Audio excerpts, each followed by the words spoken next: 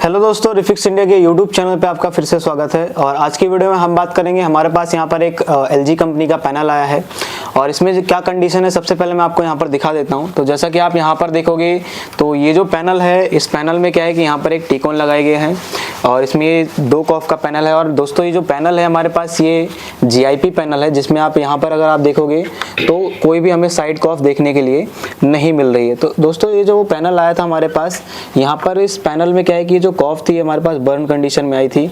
तो अभी हमने क्या काम करा, यहाँ पर इस कॉफ को कट कर दिया है।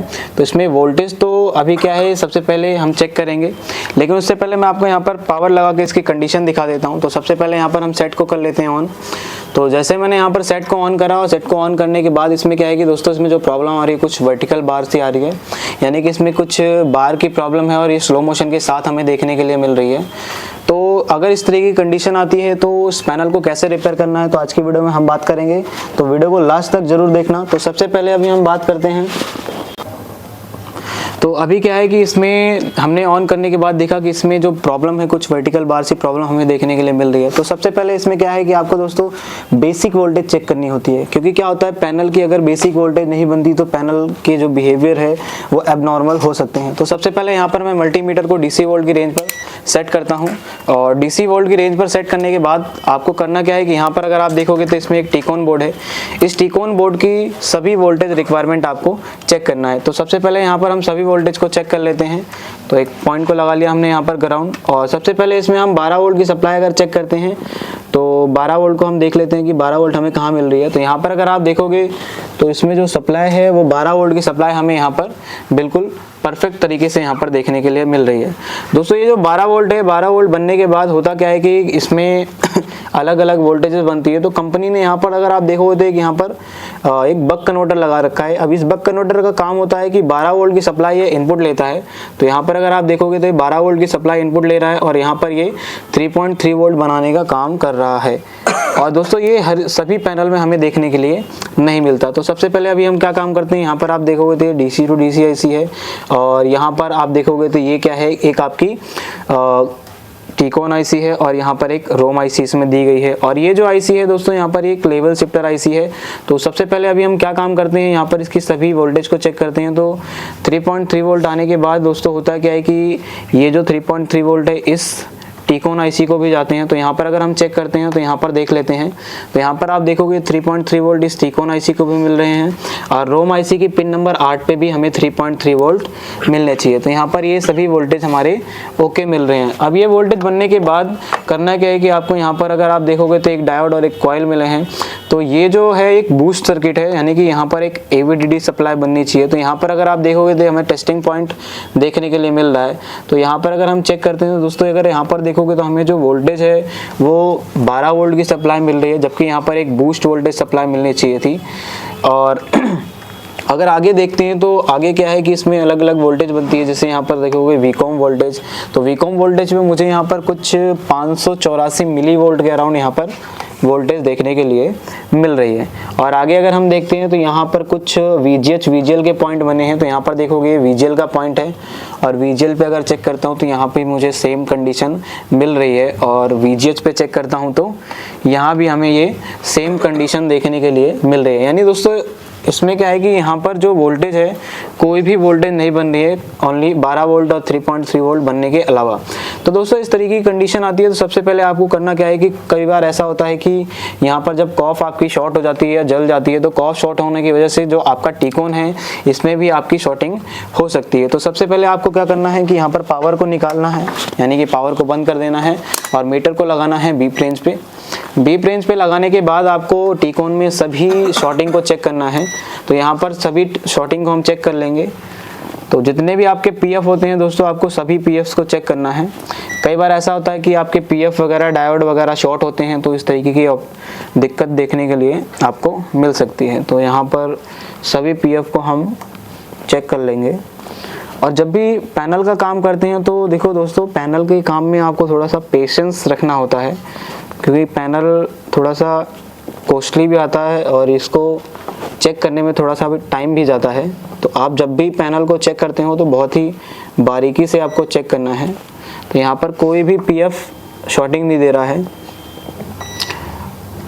तो इसको क्या है, डायोड को चेक कर लेते हैं, यानी कि ये डायोड भी मेरा कोई शॉर्टिंग नहीं दे रहा है, इसको भी चेक कर लेते हैं।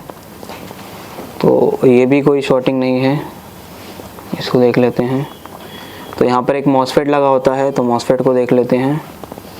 तो ये मॉसफेट भी हमें कोई शॉर्टिंग नहीं दे रहा है। तो दोस्तों अभी सबसे पहले क्या करना है कि हमें सबसे पहले ये देखना है कि प्रॉब्लम हमारी इस आईसी में है या इस पैनल में है। तो सबसे पहले हम क्या करेंगे, पावर को निकाल के अब पावर को लगाते हैं और एवीडीडी पॉइंट पे मल्टीमीटर को रखेंगे और हम ये चेक करेंगे क्या हमारी जो वोल्टेज है वो आकर जा रही है या आ ही नहीं रही है। तो उससे हमें कंफर्मेशन होता है कि हमारी जो आईसी है वो सही है या नहीं है। कई बार ऐसा होता है कि आईसी पे वोल्टेज बनते हैं और वो ड्रॉप मार देती है। तो एक बार जरा इसको ऑन करना, ठीक है।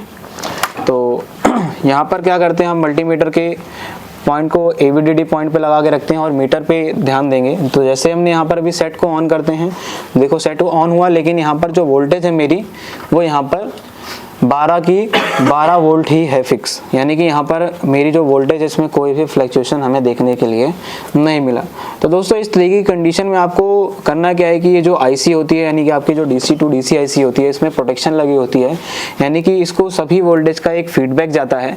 तो अभी सबसे पहले हम क्या काम करते हैं, इस एवीडीडी के फीडबैक को चेक करते हैं, यानी कि अगर एवीडीडी का फीडबैक नहीं जाएगा तो आपके पैनल में कोई भी वोल्टेज नहीं बनेगी, क्योंकि जो सबसे पहली वोल्टेज बनती है वो एवीडीडी की सप्लाई बनती है। तो सबसे पहले हम क्या काम करते हैं, इस सेट को कर लेते हैं बंद।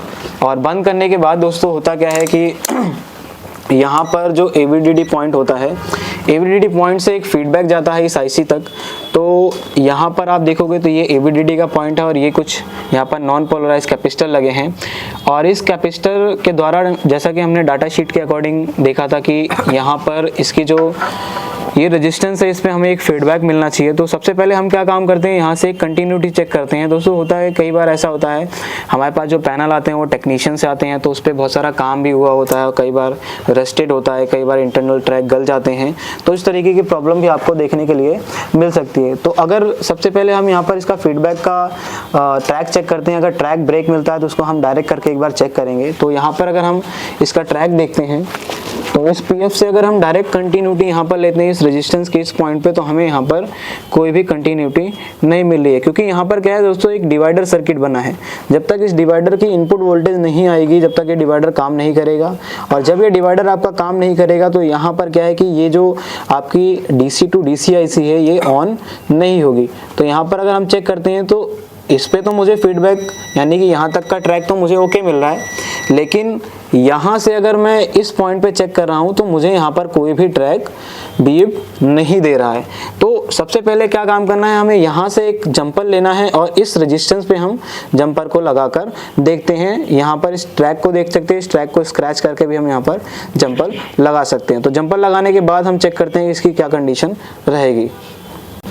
तो अभी क्या है दोस्तों, हमने यहाँ पर इसको एक डायरेक्ट हमने यहाँ पर जंपर लगाया है, और ये जंपर लगाने पे क्या है कि जो हमारा ट्रैक है ये कंप्लीट हो चुका है। और कंप्लीट होने के बाद क्या है, अभी हम इसको पावर देंगे और पावर देने के बाद चेक करेंगे हमारा जो पैनल है उसकी क्या कंडीशन है। तो सबसे पहले हम यहाँ पर सेट को ऑन कर लेते हैं। तो देखते हैं यहाँ पर हमारा जो सेट है ये ऑन हो चुका है। तो जैसा कि आप यहाँ पर देखोगे हमारी जो पिक्चर है वो बन चुकी है, और यहाँ पर मैं आपको अगर वोल्टेज चेक कर रहा हूँ तो वोल्टेज मैं आपको दिखा देता हूँ। तो हमारी सबसे पहले जो वोल्टेज है वो एवीडीडी वोल्टेज बननी चाहिए। तो यहाँ पर अगर आप देखोगे तो हमारे पास 15 वोल्ट की सप्लाई मिल रही है, जो कि एक बूस्ट सप्लाई है। और आगे अगर चेक करते हैं तो जैसे हमारी वीजीएल वोल्टेज, यहाँ पर अगर आप देखोगे तो -5 वोल्टेज की सप्लाई हमें मिल रही है। अब ये वोल्टेज बनने के बाद वीजीएच वोल्टेज अगर चेक करते हैं तो यहाँ पर वीजीएच एक बूस्ट वोल्टेज है, जो कि यहाँ पर 27 वोल्टेज मिल रही है। यानी कि दोस्तों क्या है कि इसमें ऑलमोस्ट सभी वोल्टेज ओके हो चुके हैं। और हमारा जो पैनल है यहाँ पर अगर देखोगे तो पैनल भी हमारा ये बिल्कुल फर्स्ट क्लास से चल रहा है, इसमें कोई भी वर्टिकल बार की प्रॉब्लम अब नहीं है। तो दोस्तों इस तरीके से आप भी किसी भी पैनल को आसान तरीके से रिपेयर कर सकते हो। अगर आपको वीडियो पसंद आई हो तो वीडियो को लाइक करें, शेयर करें और चैनल को सब्सक्राइब जरूर करें।